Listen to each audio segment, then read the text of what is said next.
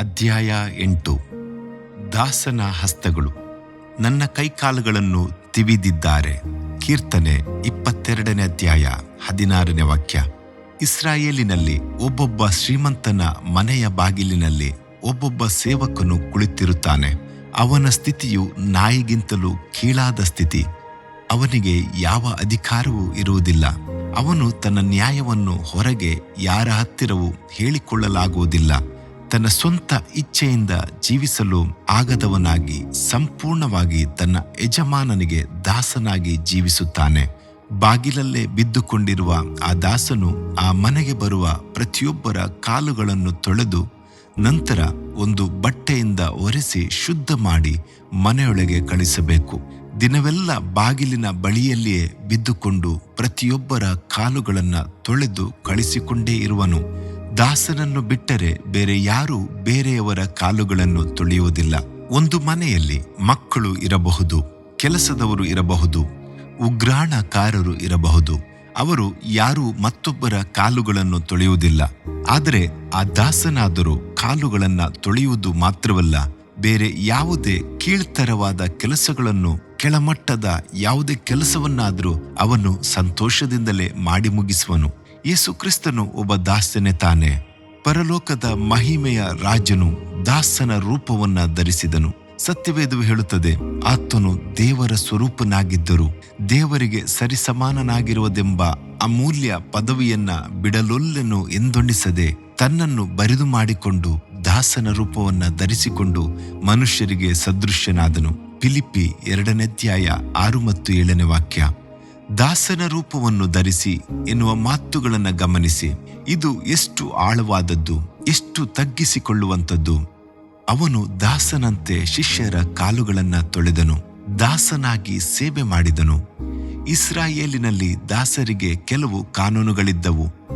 ಇಬ್ರಿಯರಿಂದ ಒಬ್ಬ ಗುಲಾಮನನ್ನು ಕೊಂಡುಕೊಂಡರೆ 6 ವರ್ಷಗಳ ನಂತರ ಅವನನ್ನು ಬಿಡುಗಡೆ ಮಾಡುತ್ತಿದ್ದರು. ದಾಸರು ಮದುವೆ ಆಗಿರುವವರಾಗಿದ್ದರೆ 6 ವರ್ಷಗಳ ನಂತರವೇ ಹೆಂಡತಿ ಮಕ್ಕಳ ಸಹಿತವಾಗಿ ಬಿಡುಗಡೆಯಾಗುತ್ತಿದ್ದರು. ಒಂದು ವೇಳೆ ಆ ದಾಸನು ಯಜಮಾನನನ್ನು ಬಹಳವಾಗಿ ಪ್ರೀತಿಸಿ ಬಿಡುಗಡೆ ಹೊಂದಲು ಮನಸ್ಸಿಲ್ಲದೆ ಹೋದರೆ ಒಂದು ನಿಬಂಧನೆಯಿಂದ ಅವನು ತನ್ನ ಯಜಮಾನನೊಂದಿಗೆ ಇರಬಹುದಾಗಿತ್ತು. ಏಕೆಂದರೆ ಅವನ ಯಜಮಾನನು ಅವನನ್ನು ನ್ಯಾಯಾಧಿಪತಿಯ ಬಳಿಗೆ ಕರೆದುಕೊಂಡು ಹೋಗಿ ಅವನನ್ನು ಬಾಗಿಲ ಬಳಿ ನಿಲುವು ಪಟ್ಟಿಗಳ ಹತ್ತಿರ ನಿಲ್ಲಿಸಿ ಅವನ ಕಿವಿಯನ್ನು ಸಲಾಕೆಯಿಂದ ಚುಚ್ಚಬೇಕು. ಆ ಹೊತ್ತಿನಿಂದ ಇವನು ಶಾಶ್ವತವಾಗಿ ಅವನಿಗೆ ದಾಸನಾಗಬೇಕು. ವಿಮೋಚನೆ ಕಾಂಡ 21:1-6 ವಾಕ್ಯಗಳು. ಇಸ್ರಾಯೇಲಿನಲ್ಲಿ ಕಿವಿಗಳನ್ನು ಚುಚ್ಚಿಕೊಂಡ ದಾಸರನ್ನು ನಾವು ಸಂಧಿಸಿದಾಗ ಅವನು ಬಿಡುಗಡೆ ಹೊಂದಲು ಸಾಧ್ಯವಿದ್ದರೂ ತನ್ನಿಷ್ಟದಂತೆ ಯಜಮಾನನೊಂದಿಗೆ ಇರಲು ಬಯಸಿದ ಒಬ್ಬ ಸೇವಕನೆಂದು ಗುರುತಿಸಬಹುದಾಗಿತ್ತು. ಯೇಸು ಕ್ರಿಸ್ತನು ತನ್ನ ಕಾಲುಗಳನ್ನು, ಕೈಗಳನ್ನು ಅಂದು ಶಿಷ್ಯರಿಗೆ ತೋರಿಸಿದನು. ಆ ಕೈಗಳು ಮರಕ್ಕೆ ಚುಚ್ಚಲ್ಪಟ್ಟಿದ್ದವು. ಮರಕ್ಕೆ ಚುಚ್ಚಲ್ಪಟ್ಟ ಆ ಕೈಗಳು ಶಿಷ್ಯರಿಗೆ ದಾಸತ್ವವನ್ನು ಸೂಚಿಸುತ್ತಿದ್ದವು. ದಾಸರಿಗೆ ಕೈಗಳನ್ನು ಬಾಗಿಲಿಗೆ ಸೇರಿಸಿ ಚುಚ್ಚುತ್ತಿದ್ದರು. ಕ್ರಿಸ್ತನಿಗಾದರೂ ಕೈಗಳನ್ನು, ಕಾಲುಗಳನ್ನು ಮರಗಳಿಗೆ ಚುಚ್ಚಿದರು. ಜೀವಿತನಾಗಿ ಎದ್ದ ಯೇಸು ಶಿಷ್ಯರನ್ನ ಬಿಟ್ಟು ಎಲ್ಲಿಯೂ ಹೋಗದೆ, ನಾನು ನಿಮ್ಮ ಜೊತೆಯಲ್ಲಿ ದಾಸನಾಗಿಯೇ ಯಾವಾಗಲೂ ನಿಮ್ಮೊಂದಿಗೆ ಇರಲು ಇಷ್ಟಪಡುತ್ತೇನೆ ಎಂದು ಹೇಳುವ ಹಾಗೆ ಇದ್ದಿತು. ಹೊರನೋಟಕ್ಕೆ ಆತನು ತಂದೆಯ ಬಳಿಗೆ ಹೋಗುವವನಾಗಿದ್ದರೂ ಅವನು ಪರಿಶುದ್ಧಾತ್ಮನ ಮೂಲಕವಾಗಿ ನಮ್ಮೊಂದಿಗೆ ಇರುವವನಾಗಿರುತ್ತಾನೆ. ಯುಗದ ಸಮಾಪ್ತಿಯವರೆಗೂ ಎಲ್ಲ ದಿವಸ ನಿಮ್ಮ ಸಂಗಡವೇ ಇರುತ್ತೇನೆಂದು ವಾಗ್ದಾನ ಮಾಡಿ ನಿಮ್ಮೊಂದಿಗೆ ಇದ್ದಾನೆ. ಯೇಸು ಕ್ರಿಸ್ತನ ಕೈಗಳು ದಾಸತ್ವದ ಕೈಗಳಲ್ಲ, ದಾಸತ್ವದಿಂದ ನಮ್ಮನ್ನು ಬಿಡಿಸಿದ ಕೈಗಳು. ಯಾವಾಗಲೂ ನಮ್ಮೊಂದಿಗಿರಲು ಒಡಂಬಡಿಕೆ ಮಾಡಿಕೊಂಡ ಕೈಗಳು.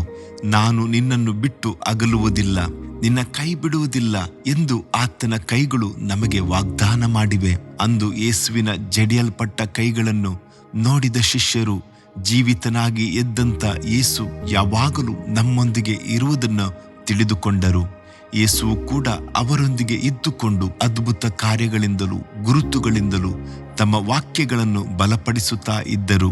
ಸೌಲನೆಂಬ ಯೌವನಸ್ಥನು ಶಿಷ್ಯರುಗಳನ್ನು ಹೆದರಿಸಿ ಕೊಲೆ ಮಾಡಲು ಬಂದಾಗ ಕ್ರಿಸ್ತನ ಕರಗಳು ಅವನ ಜೀವಿತದಲ್ಲಿ ಅಡ್ಡ ಬಂದಿತು.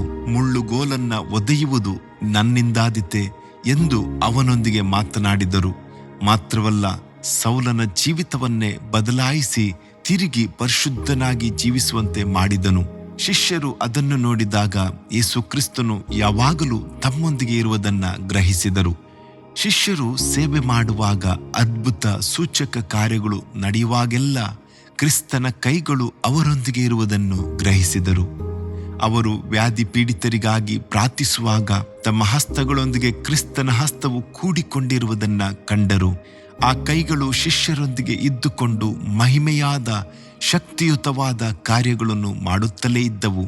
ದೇವ ಮಗುವೆ, ನಮಗಾಗಿ ದಾಸನು ಮತ್ತು ಅವನ ಕೈಗಳು ನಮ್ಮನ್ನು ಪಾಪದ ದಾಸತ್ವದೊಳಗಿಂದ, ಸೈತಾನನ ದಾಸತ್ವದೊಳಗಿಂದ ಬಿಡಿಸಿ ಬಿಡುಗಡೆ ಮಾಡಿತು ಎಂಬುದನ್ನು ಮರೆಯಬೇಡ. ಯೇಸು ಏಕೆ ದಾಸನಾದನು ಎಂದು ಅಪೊಸ್ತಲನಾದ ಪೌಲನು ಬರೆಯುವಾಗ, ಮರಣ ಭಯದ ದೆಸೆಯಿಂದ ನಮ್ಮ ಜೀವಮಾನದಲ್ಲೆಲ್ಲ ದಾಸತ್ವದೊಳಗಿದ್ದವರನ್ನು ಬಿಡಿಸುವುದಕ್ಕೂ ಅವರಂತೆ ರಕ್ತ ಮಾಂಸಧಾರಿಯಾದನು ಎಂದು ಹೇಳಿರುತ್ತಾನೆ. ಇಬ್ರಿಯ 2:15. ನಮ್ಮನ್ನು ದಾಸತ್ವದೊಳಗಿಂದ ಬಿಡಿಸುವುದಕ್ಕಾಗಿ ಅವನು ದಾಸನಾದನು. ದಾಸನಂತೆ ತನ್ನ ಶರೀರವನ್ನು ಮರಕ್ಕೆ ತೂಗು ಹಾಕುವುದಕ್ಕೆ ಸಂತೋಷದಿಂದ ಒಪ್ಪಿಸಿಕೊಟ್ಟನು. ಅಬ್ರಹಾಂ ಲಿಂಕನ್ರ ಕುರಿತು ನೀವು ಕೇಳಿರಬಹುದು. ಬಿಳಿಯರ ಕೈಗಳಲ್ಲಿ ಭಯಂಕರವಾದ ದಾಸತ್ವದಲ್ಲಿದ್ದಂಥ ನೀಗ್ರೋಗಳನ್ನು ಬಿಡುಗಡೆ ಮಾಡಲು ಅವರು ತಮ್ಮ ಜೀವವನ್ನೇ ಕೊಟ್ಟರು. ಅಮೆರಿಕ ದೇಶದಲ್ಲಿರುವ ದಾಸತ್ವವನ್ನು ತೆಗೆದುಹಾಕುವುದಕ್ಕಾಗಿ ಒಂದು ದೊಡ್ಡ ಹೋರಾಟವನ್ನೇ ನಡೆಸಿ ಕೊನೆಯಲ್ಲಿ ಗುಲಾಮತನವನ್ನೇ ತೆಗೆದುಹಾಕಿದರು. ಈ ಕಾರಣದಿಂದಾಗಿ ಅವರ ಶತ್ರುಗಳು ತುಪಾಕಿಯಿಂದ ಅವರನ್ನು ಸುಟ್ಟು ಕೊಂದರು. ಅವರ ಶರೀರ ನಿರ್ಜೀವ ಶರೀರವಾಗಿ ಕೆಳಗೆ ಬಿದ್ದಿತು. ಅವರ ಶರೀರವನ್ನು ಎಲಿನಾ ಎಂಬ ಅವರ ಸ್ವಂತ ಊರಿಗೆ ತರುವಾಗ ಅಲ್ಲಿ ದಾಸತ್ವದಿಂದ ಬಿಡುಗಡೆ ಹೊಂದಿದಂಥ ಲಕ್ಷಗಟ್ಟಲೆ ನೀಗ್ರೋಗಳು ಜೀವವಿಲ್ಲದ ಅವರ ಶರೀರವನ್ನು ಸುತ್ತಿಕೊಂಡು ಅಂತಿಮ ನಮನವನ್ನು ಮರ್ಯಾದೆಯನ್ನು ಸಲ್ಲಿಸಿದರು. ಒಬ್ಬ ನೀಗ್ರೋ ಹೆಂಗಸು ತನ್ನ ಕೈ ಕೂಸಿನೊಂದಿಗೆ ಅಲ್ಲಿಗೆ ಓಡಿ ಬಂದಳು. ಅವಳಿಂದ ಆ ಜನಗಳನ್ನು ದಾಟಿಕೊಂಡು ಅಬ್ರಹಾಂ ಲಿಂಕನ್ನರ ಶರೀರವನ್ನ ಸಮೀಪಿಸಲು ಆಗಲಿಲ್ಲ. ಶಬ್ದ ಮಾಡಿ ಅಳುತ್ತಿದ್ದ ಅವಳು ತನ್ನೆರಡು ಕೈಗಳಿಂದ ಮಗುವನ್ನೆತ್ತಿ, ಎನ್ನ ಮಗನೇ, ಅಗೋ ನೋಡು, ಅವನು ನಿನಗಾಗಿ ಪ್ರಾಣ ತೆತ್ತನು ಎಂದು ಹೇಳಿ ಅತ್ತಳು. ಆ ದೃಶ್ಯವು ಎಲ್ಲರ ಮನಸ್ಸನ್ನು ಕರಗಿಸಿತು. ದೇವ ಮಗುವೆ, ಕ್ರಿಸ್ತನು ನಿನಗಾಗಿ ಸತ್ತನು, ನಿನಗಾಗಿ ದಾಸನ ರೂಪವನ್ನು ಧರಿಸಿದನು. ಹಾಗೆ ಆತನ ಕೈಗಳು ಕಾಲುಗಳು ಚುಚ್ಚಲ್ಪಟ್ಟವು. ಅವನು ನಿನಗೆ ದಾಸನಾಗಿಯೇ ಇರಲು ಚಿತ್ತವುಳ್ಳವನಾದನು. ಅವನ ಕೈಗಳನ್ನು ನೋಡು, ಆ ಜಡಿಯಲ್ಪಟ್ಟ ಕೈಗಳನ್ನು ನೋಡು. ಅವನು ನಿನ್ನನ್ನು ಬಿಟ್ಟು ಅಗಲುವುದೇ ಇಲ್ಲ. ಯುಗದ ಸಮಾಪ್ತಿಯವರೆಗೆ ಎಲ್ಲ ದಿವಸವೂ ನಿನ್ನೊಡನೆ ಇರುತ್ತಾನೆ. ನಿನ್ನನ್ನು ಕೈ ಹಿಡಿದು ನಡೆಸುತ್ತಾನೆ, ನಿನ್ನನ್ನು ಆಶೀರ್ವದಿಸುತ್ತಾನೆ.